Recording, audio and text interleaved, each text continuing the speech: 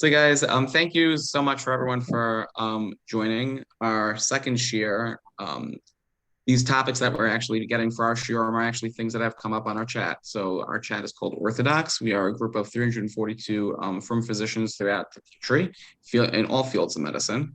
And as interesting halachic and medical topics come together, we like to go and then try to look at someone who has expertise on both sides of it so they could give us a better and full picture in terms of the halacha as well as the medical issues involved. So I'd say probably about a month ago, there was an interesting chat that we had on our chat about masa gavul and non-competes. So therefore, we are so lucky and fortunate to have Rabbi Ephriam Glatt come to talk to us. He currently is the assistant Rav at Young Israel of Kew Garden Hills, as well as the associate at McGrillen Bensinger law firm. And he is so gracious enough to go and speak to us on this nice topic. And we're talking about basically competition between doctors, good and bad. The other collaboration that we actually had for this event, I would like to give Hakar Satov to Gans, as well as Mendem Jacobs, who are the co-founders of the Jewish Physicians Network. They are fourth-year medical students now currently at Downstate. If anyone's interested in joining their organization or interested in hearing more shiurim like this, with the bonus of receiving CME credits in the process, they could reach out to the number 917-309-6303, or they could sign up via their website at JPN. For the Orthodox group, if you are a physician, you could reach out to Shirley Ziskind or Shimshi Zimmerman. At the end, I will give out their contact information for people to get in contact with them if they would like to, and any of the other administrators of our group. So therefore, people will be able to contact us if they would like to join our group. Okay, so that was really the discussion So the discussion that we were having is that there were different physicians, obviously, in different positions. Some were employees and some were employers.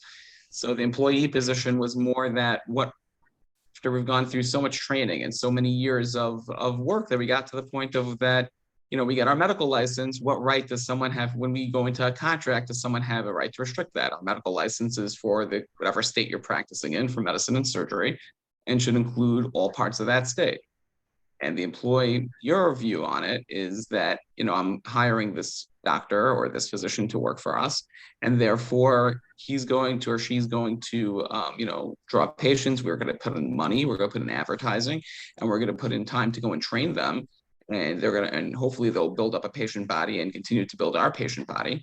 So sort of what right do they do? We don't want them, in a year or two leaving the practice and then taking the patients with them.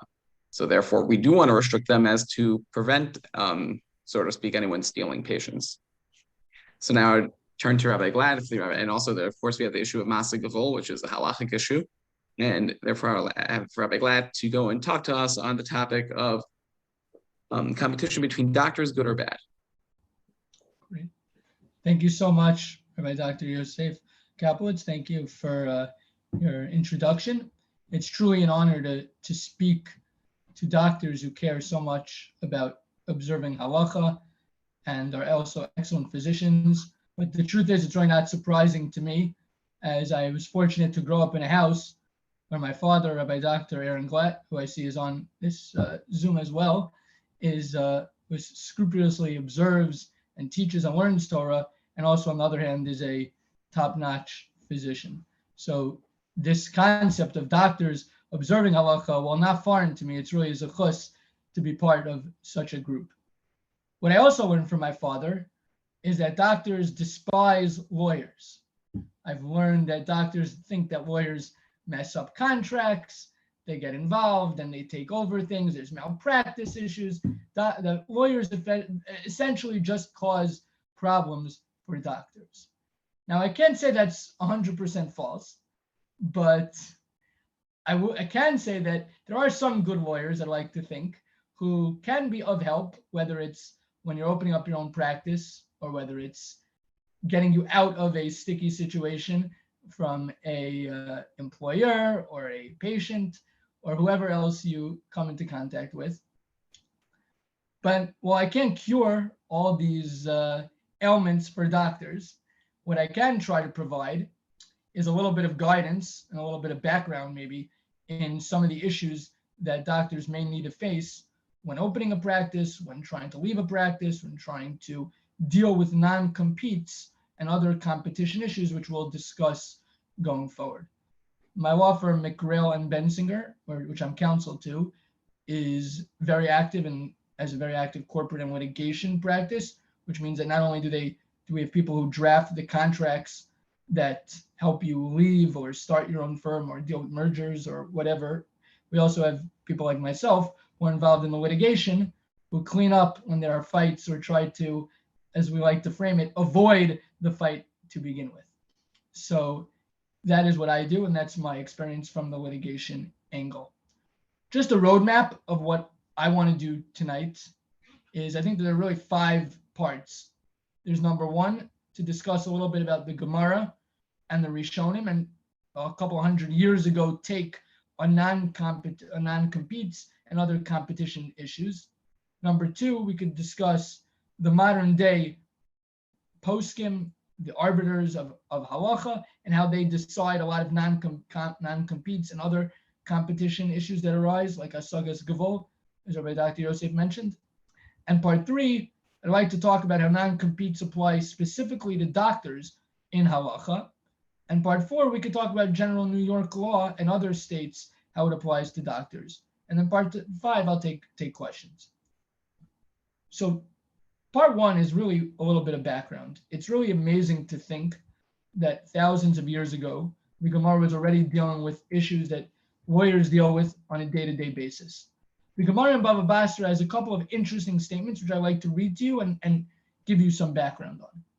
The Gemara starts off on Chaf Aleph Amud Beis in Bava Basra and says, Omer Rav Huna, Hai bar mavoa d'uki rechaya. If your fellow bar mavoa, now what is a bar mavoa is going to be a thousands-year-old problem. Bar mavoa really means someone in your area, in your mavoi, in your courtyard area. So you have someone from this courtyard area who wants to open up, says the Gemara, a competing millstone with your millstone practice. He's a grinder of wheat, and he opens up in your area. Now, what can you do? Says the Gemara, Dinahu de ma'aki vilavei de amalei kapesakle l'chiyusi. You're able to say to him, stop. You can take him to court. You would win. Beis Din would award you the ability to tell him to take a hike because you are inhibiting my livelihood. That is Gemara number 1. So Rav Huna takes a very, very strong approach anti-competition. The Gemara a few lines later says, oh, well, we've got another Gemara that says the same thing. The Gemara says there's a fisherman who's fishing for fish, and he sticks his net into the water, and then all of a sudden another fisherman comes and tries to take those fish. Says the Gemara, no, he's not allowed to take your fish. Marchikim mitzudas hadog min hadog kimale ritzas hadog. If that second fisherman wants to put his net in the water, he needs to do it far away from any fish that are here that won't even reach over there. He can come on your side of the lake, whatever it is. Says the Gemara, how much on parsa, this parsa distance? So therefore you see, again, another case where the Gemara is anti-competition. The Gemara is saying that fishermen cannot open competing practices within the same area where one will inhibit or impinge or take away the livelihood of their friend. Says the Gemara, nah, that case is different. Why? Shiny dugim diyavi sira. Says the Gemara, that case is very different. In the case of the fisherman, maybe it's only forbidden because it's a certainty that the fishermen are going to get that school of fish. They have their nets in the ground, in the water. They know where the fish live. They are definitely going to get that fish. But a millstone? Who says that the first millstone guy is going to get all the customers? It's not a foregone conclusion. So therefore, the Gemara debates, what about, we don't know, what would be the halacha in a situation where it's not clear that the first guy is going to get all the business. So again, from this Gemara, it's a little bit inconclusive whether the Gemara is pro-competition or anti-competition. It seems to be that the Gemara is saying that we don't like, that we are anti-competition, that we will prevent the second guy from opening up. But then the Gemara waffles a little bit and says, well, we're not sure, let's see. So you need the third Gemara. You go down a few more lines in the Gemara, and the Gemara says, in truth, this is even an earlier machlokas in the time of the Tanaim. We were dealing with Amoraim. Now we go back earlier, a couple of 100 years, and we go to the Tanaim. Says the Gemara, we have a brisa that says, Kofin b'nei mavuo zed zesh lo hoshev b'neim lo chaim lo chayit lo burski lo mlami tinokes lo echad mibnei bali omnis. Says the Gemara, we have a brisa that says that if you have in your little area, again, in your bar mavoi, I'm not going to translate mavoi as you'll see in the rest of this year. Mavoi is an area. We'll leave it in your area. So in your area, if it's all residential and there are no businesses, a tailor can't just open up his shop. A tanner can't open up his shop in a residential area. That makes sense. We have zoning laws in New York today as well. Here's the kicker. Says the Gemara, "Ulishchino eino kofei." But your neighbor, in other words, someone who lives in the same mavoi, cannot be prevented from opening up a shop. Reb Shimon ben Gamliel Omer, af l'shchino kofeu. Says Reb Shimon ben Gamliel, no, you could prevent someone, your neighbor, from opening up a shop in your area, even if you have your shop open. In other words, you have a machlokas, the Tanakama, and Reb Shimon ben Gamliel, whether you may prevent your neighbor from opening up a competing shop in your area. Again, the Gemara has this machlokas, very unclear. Is competition good for the Jews? Is it bad for the Jews? Some opinions say yes, some opinions say no. Which leaves us with our final Gemara to look at, which is really, again, a few lines later, all on the same page in Bava Basra. The Gemara says, Amar Rav Huna berei de Rabbi Yeshua. We have a different Rav Huna now, Rav Huna, the son of Rabbi Yeshua, who says, to me, it's obvious, pshitali.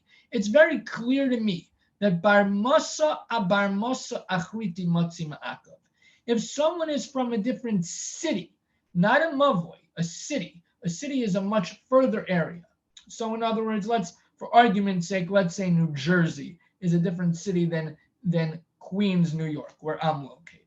So you have someone in Teaneck and someone in Queens. So someone in Teaneck definitely cannot open up a shop, according to this Gemara, in a competing shop in Queens. That's a bar masa to a bar masa. Fine. However, says the Gemara, not so fast. If that person from Teaneck pays taxes, says the Gemara, in Queens, then he can open up a shop in Queens. In other words, if he's willing to buy into the city or the state or whatever, by paying for, I guess the equivalent would be a license or something in New York, especially in Queens, then that would be fine. That's Gemara part 2 of that last Gemara. Part 3 of this last Gemara says that you cannot prevent him, though, and here's the kicker, lo matzi l'ma'akev bar mavoa a bar mavoa dinavshe. But says this final line of the Gemara, what is very clear and what is evident according to Rabbi Huna, the son of Rabbi Yeshua, you may not prevent someone from your own little area, your own mavoi, from opening up a competing shop. Says Rav Huna Brei Rabbi Yeshua, the only thing I don't know is let's say someone's from a different mavoi, so he's not from Teaneck, but he's from, instead of being from Kew Garden Hills, let's say he's from Hillcrest, which is the next town over, or Bergenfield to Teaneck, or whatever it is, Airmont to Muncie, or some other place, Muncie, or Flatbush to Borough Park. Pick whatever you want. The next town over, a little town over. That he says, I'm not sure, says Rav Huna. I don't know if you could prevent someone. I get that you could prevent someone really far away unless he pays taxes. And I get that you can't prevent someone who's right by you in your same town from opening up a competing shop. It's this when someone's a little bit away, that's what we don't know. So what's the upshot? So you take out a Shulchan Aruch and say, okay, so we've got all these different opinions. How do we paskin? Stop confusing me. Just tell me what the Shulchan Aruch say. And Shulchan Aruch does not mince words. He's quite clear what the opinion is. Shulchan Aruch says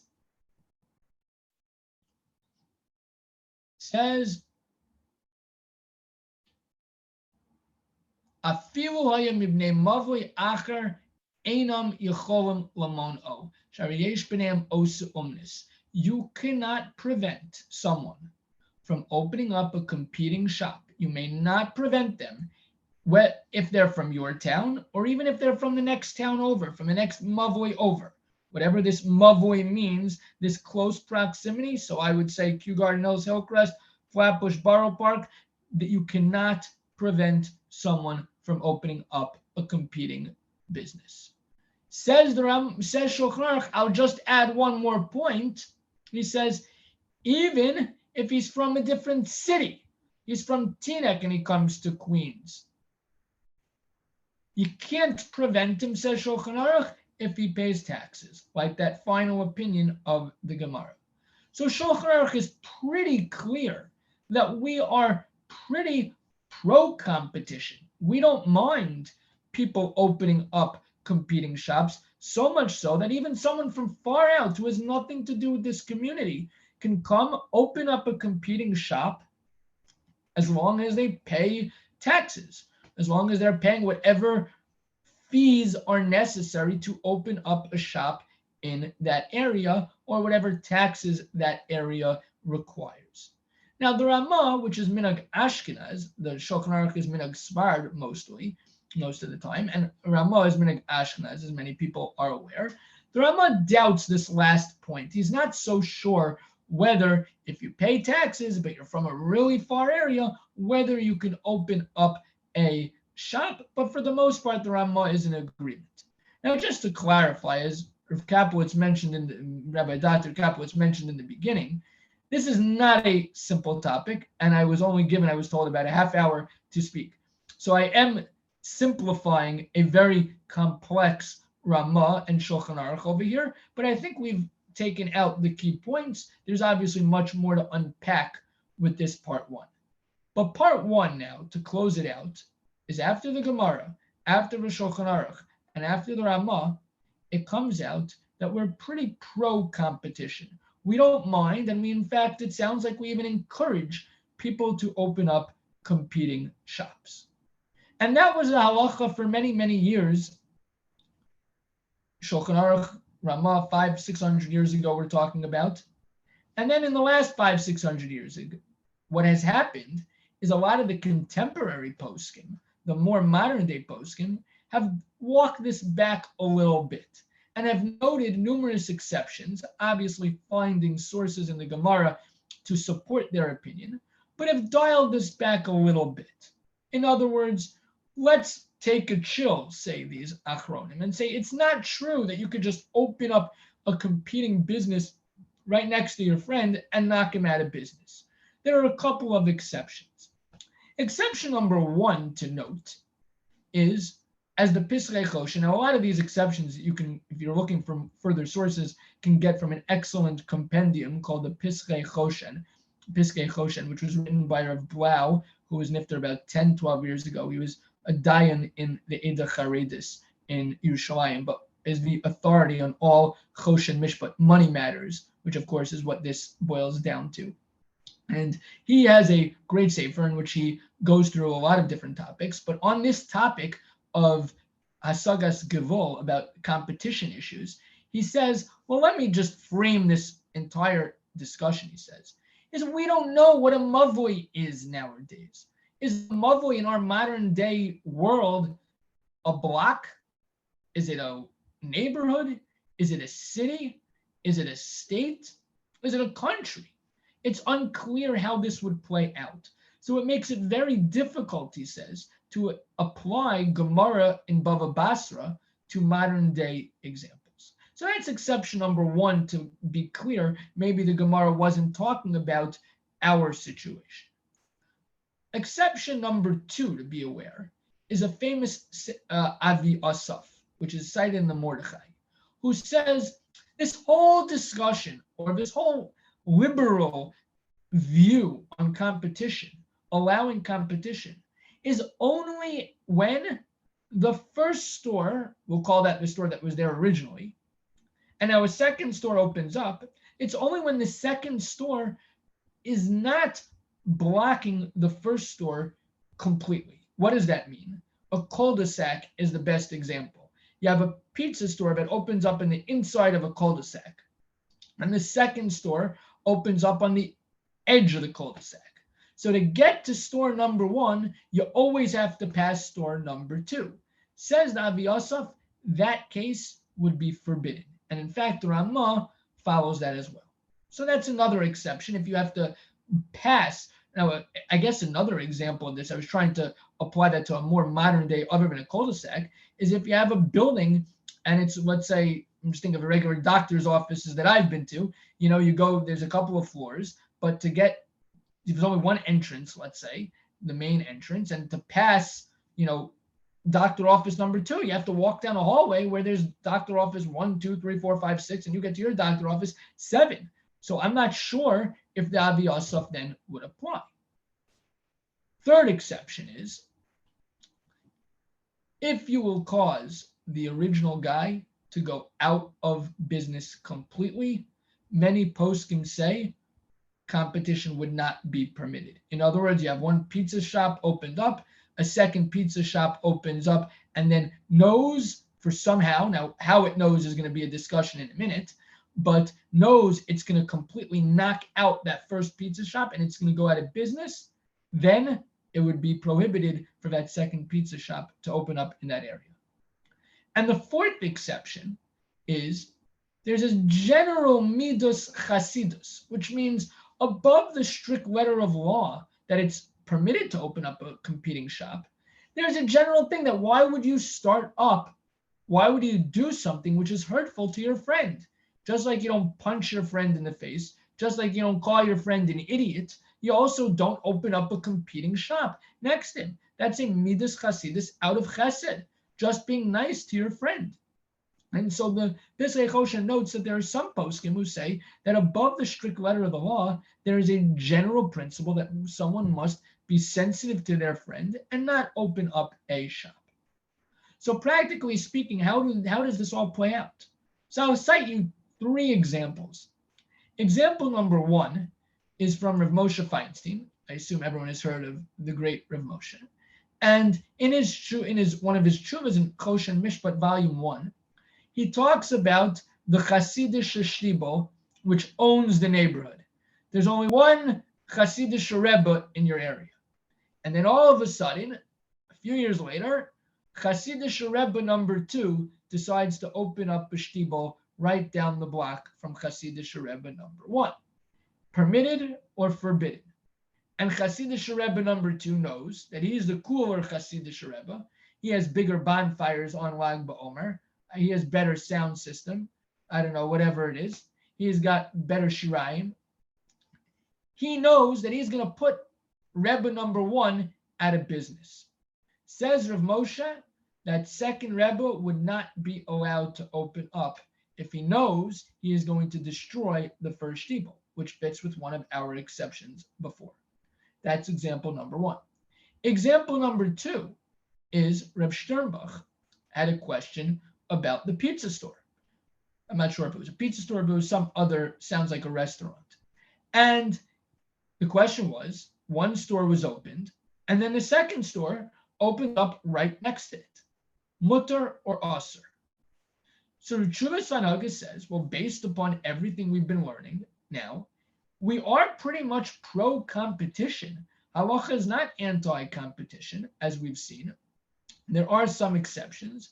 And says Rav Sternbach, so therefore it's permitted to open up this second store as long as operation number 2 over here doesn't run a smear campaign, putting up signs saying pizza number 1's pizza stinks, or putting up signs like we're the best pizza shop in town, the second one is not good. And the second criteria, it can't lower the price so much that it will for sure put the first pizza store out of business. Again, a quarter here, a quarter there, it may be fine.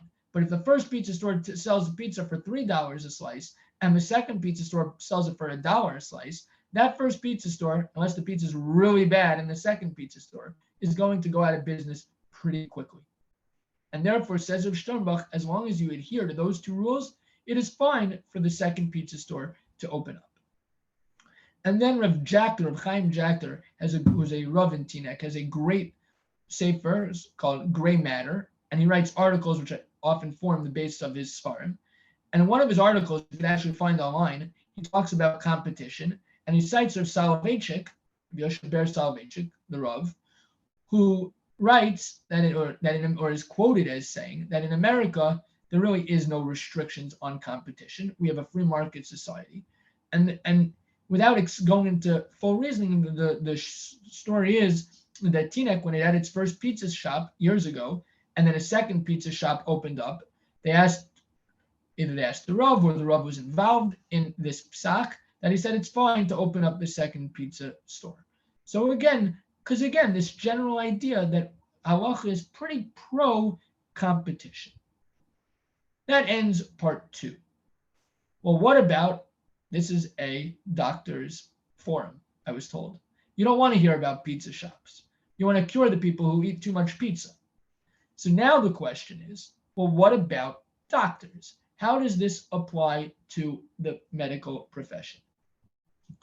Rav Zilberstein, Yitzchak Zilberstein, who has the famous Sfarim Aleinu Shabeach, Chashukei Chemed, in his Chashukei Chemed on this Gemara in Bava Basra, asks the following question. Tell me if this sounds familiar or relevant to our topic. Ha'im mutter, is it permitted with Sevet Rofim to join a medical group? Ha'omdim with Toach Merpa Mikutza is, which is opening up a clinic or some type of practice, a medical practice is a better term, Be'ir She'enam Garimba, that the doctors don't live in that area. How about New Hyde Park? You could put it in. So you want to open up you don't live in New Hyde Park, but you want to open up a practice or join a hospital or join a group in Oceanside, South Nassau. How about that? Can you do that? You don't live there. There are other doctors in that area. Because of this, tikupach parnosas harofim amakomim. You are going to basically hurt the livelihood of those physicians in that area. Oh, do we say Shema Yesh Lachash Isra Sagas Vovein Lasses came? Is it permitted to do that, despite the fact that you'll hurt the livelihood of those other doctors? Or is it forbidden? Exactly our question. Says Rav Zilberstein, it is permitted for the following 3 reasons. Reason number 1, Rav Elyashiv permitted a competing kindergarten to open up next to a kindergarten. Now, we're not calling doctors kindergarten teachers, but what's the logic of a kindergarten for children being allowed to open next door, to another kindergarten? Because, as I will attest, as Baruch Hashem, I've got a 2-year-old and a 1-year-old in addition to all my older kids, but I've got 2 kids in a preschool right now. And I will tell you that different kids take to different teachers. And therefore, says Rabbi Yashuv, he says, L'chol rofe techunos mishalo. Every doctor has their own way of handling things. L'chol rofe shitas ripoy miyuchedes. Each doctor has their own unique way to practice medicine. He says, and just like Rabbi Yashuv permitted a kindergarten teacher to open up next door to another kindergarten teacher because one student may like this teacher better than the other one, for a doctor to open up next door to a competing doctor of the same specialty is permitted.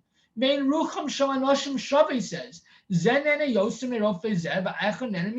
Some people like doctors who are more in your face. Some people like doctors who don't scare you at all. Some people like doctors who, are a much better bedside manner. Some people want someone who went to a better school. It's as if you are opening two gastroenterologists who open up next door to each other, are practicing different specialties. One may be a gastroenterologist who's good bedside manner. One may be a gastroenterologist who's got this benefit to them. Says Rabbi Yashiv, kindergarteners can open up next door. Says Rabbi Zoberstein, so therefore doctors can as well. Reason number 2, he says, this is a basic concept, that there'll be less wait times. How many times have I called doctors, and otherwise I have to call my father to try to get me a appointment, but for my kids, and they tell you, yeah, the next appointment is in 7 months. You doctors are crazy.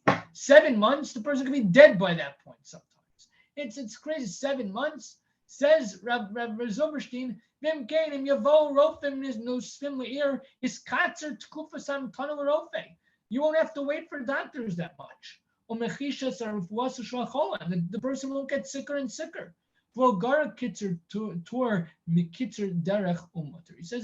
He says it's much better this way, that you have less wait times. That's reason number 2. And reason number 3, he says, is because it's similar to having a different Rebbe. What is that? What does that mean? A Rebbe, according to many poskim, is allowed to open up right next to another Rebbe. Why? Because certain people, like we saw by the kindergarteners, take to another Rebbe. But not only because they take him, because we want to encourage learning. So yeah, one Rebbe doesn't have a monopoly on that area. And the second Rebbe opens up, so more people will come to shiurim. So to doctors, he says, we want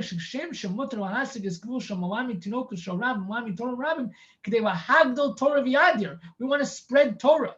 So too, we want to spread medicine.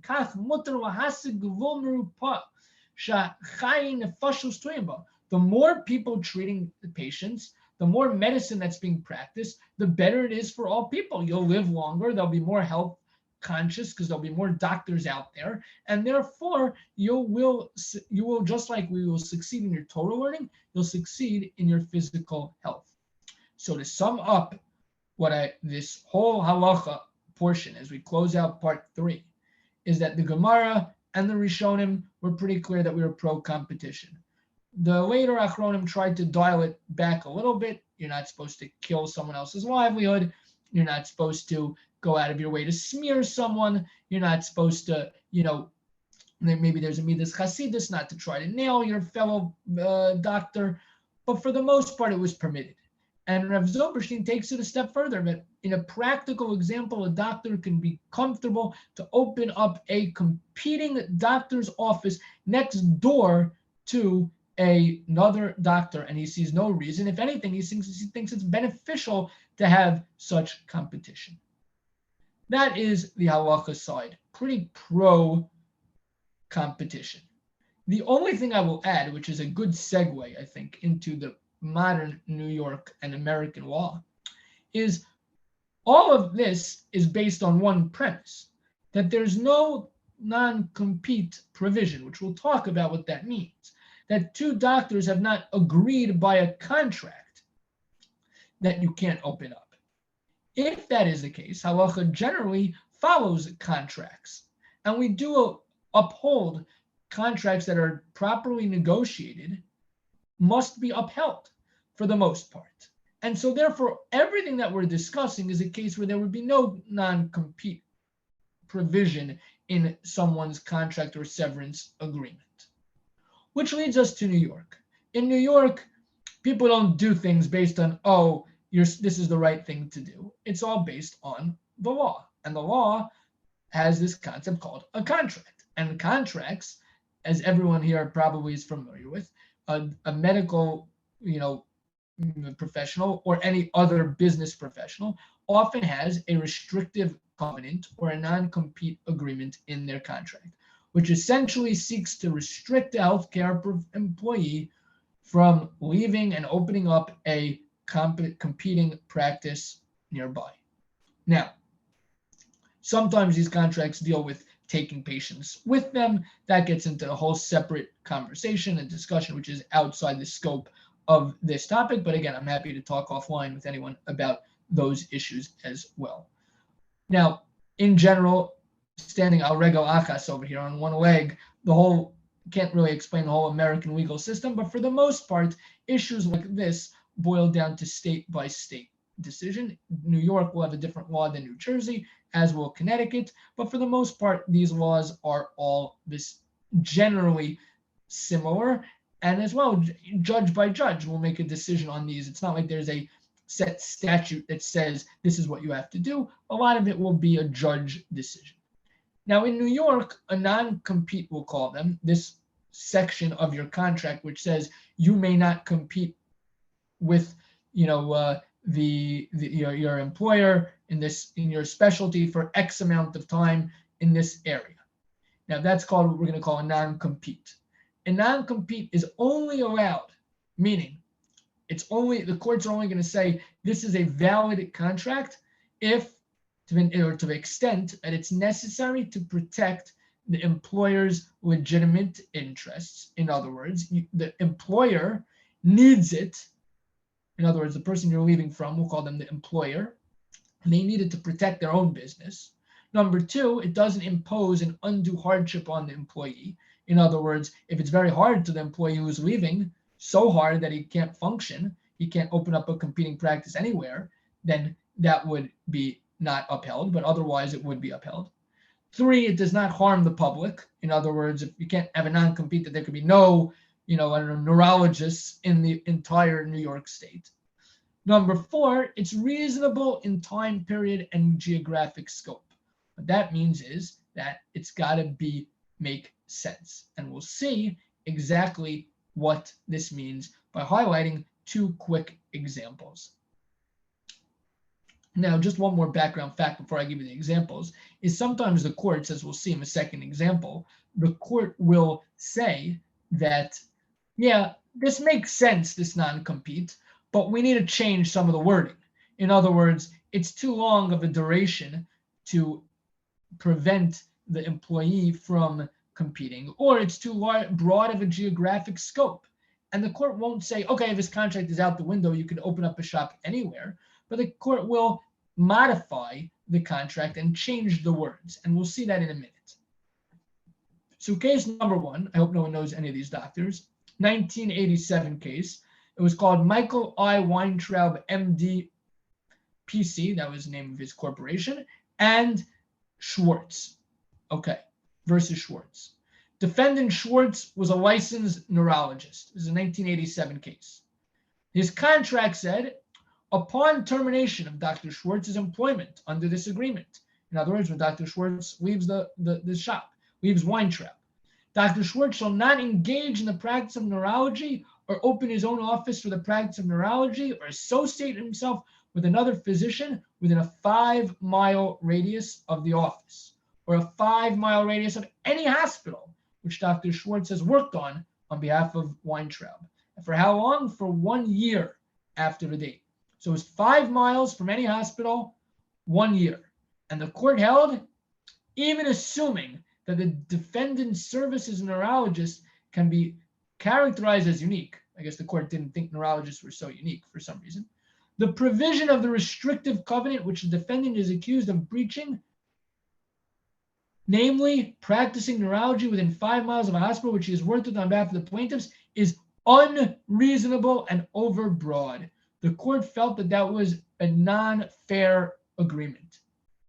What does that mean? The practical effect of this portion of the covenant would be to preclude the defendant from practicing at or near the majority of hospitals in Westchester and Putnam counties. So in other words, 5-mile radius for only 1 year in Westchester and Putnam counties, the court held was unreasonable. Now that's one side. Now look at the other side. On the other hand, a 2015 case, which this one you've probably heard of, Michael Kelman. I see him sometimes get these emails from Zev Brenner. He seems to, advertise or have a show on there. But Michael Kelman, he's an internist. I think he practices holistic medicine or something of that sort, is instructive. So listen to this. The contract said, as long as the consultant, that's Michael Kelman, is engaged by the company for a period of 3 years after such engagement is terminated, whether voluntary or involuntary, Kelman will not directly or indirectly own, manage, operate, control, or be employed in any capacity similar to the position that he held with his other employer or any other for-profit entity. For how long? We said for 3 years, and for where? All 5 boroughs of New York. Now that seems like an extremely restrictive covenant. And yet, listen to what the court found. The court, first of all, cited many other cases where 2-3-year restrictions were not unreasonable. Which gets back to, by the way, my point that I said before, that sometimes the courts are really judge by judge. It's really a grab bag. It's really totally unclear what you're sometimes going to get. It gets dicey. And therefore the court here modified the Kelman's contract to prevent him and said they didn't like the fact that it was all 5 boroughs. So the court said what it really should be is all 5 boroughs, but only 10 miles of any of the offices in which he had held. So I guess they had multiple offices in different boroughs, and Kelman was not allowed to practice for 3 years within 10 miles of those places. And so as we sum up the basics of American law, and I'll open it up for questions in a moment or two, is American law takes a more restrictive view on competition. Now, that clearly doesn't mean that you're allowed to restrict someone from opening up anywhere for all time. And often it will be really a call depending on the scope of the agreement and the geography of the agreement. But as we saw, there could be 2-3 year bars. There also can be 10 miles from something. 10 miles is not nothing, but it's the same area. So going to a competing hospital, you really have to analyze your contract. And also when a person negotiates their contract, has to be careful. You may not be thinking about you're leaving a place when you enter a position. You hope that that position will stay for many years. But a person has to be conscious when they're negotiating their contract, or get a good lawyer to negotiate these contracts, to advise and guide about what is unreasonable, what is reasonable. And again, you may have to litigate, unfortunately, sometimes, depending on where you want to go and how fast you want to get there and the language of your contract. You really need someone who's going to guide you in this litigation process. Sometimes you often could settle with the employer because the employer really doesn't want to restrict you. Most of the time, the employer is not looking to be menacing about it or to start fights. They just want to protect their business. And if you could explain to them that you're not taking all their customers, or all their patients rather, and you're not going to, really compete head on, there may be ways to negotiate. And so therefore, the final word on American law, while more restrictive, I think, than halacha, we do allow for some competition, and really a good counsel from a good attorney will help you guide that negotiation process and also that litigation process. And again, I'm happy to take questions now if anyone has questions. I thank everyone for listening. And again, it really is a chus to be on a panel with doctors, especially having learned so much from my father all these years about how much all these doctors are involved in really what is a certain type of avodas hakodesh. Yes, thank you so much, Rabbi Glatt. I think that for questions, people could go and put it into the chat box, and I'll be more than happy to share it with Rabbi Glatt, or he'll be able to see them as they come on. So that way we could go from there. One question that I actually had specifically was, is there any, for different fields, is there a sort of a standard that they go by, or does it depend on the metropolis that you're in, or does it, for example, I know for certain non-competes, I know like in parts of upstate New York, the whole entire, restricting a whole entire county is considered fine in the area of pediatrics, but in another field, I'm not sure that would be fine. I don't know if neurosurgery would have the same restrictions because it's such a specialized field, or other things like that. But you seem to be saying that these things are really just arbitrary by judge or arbitrary by the lawyers that constructed it. I'm just trying to get a better grasp on how this all works.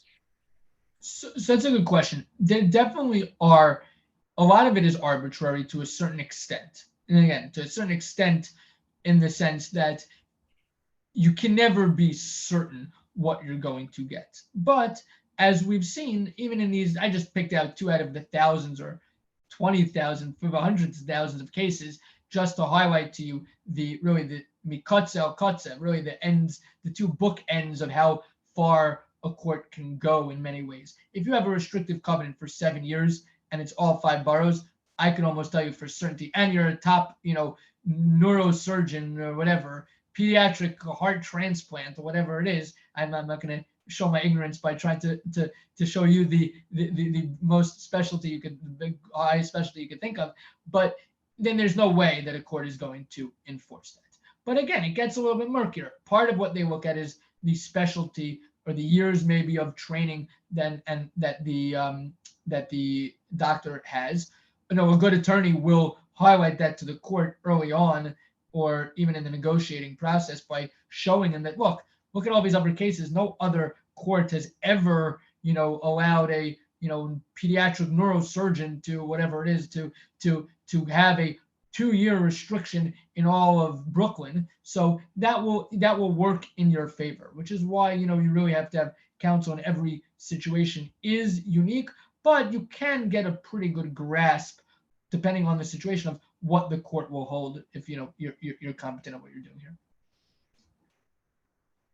Another interesting question I know that I once had was, if let's say the entity which the non-compete that you have is, let's say, going to be going out of business, does the non-compete still hold? So that's a good question. Also, it depends what the language really says. If the entity goes out of business completely and there's no succeeding entity, which often is not the case. Normally when a doctor's office, a doctor wants to retire, he'll sell his practice to others, and often in that either assignment or a purchase agreement, there'll be clauses about that, which prevents, which upholds any non-compete to other former employees. So unless someone like, I guess, a doctor dies, God forbid, and his practice shuts down and there's no one's buying his practice, then, in such a situation, maybe there'll be room, but otherwise it doesn't. No.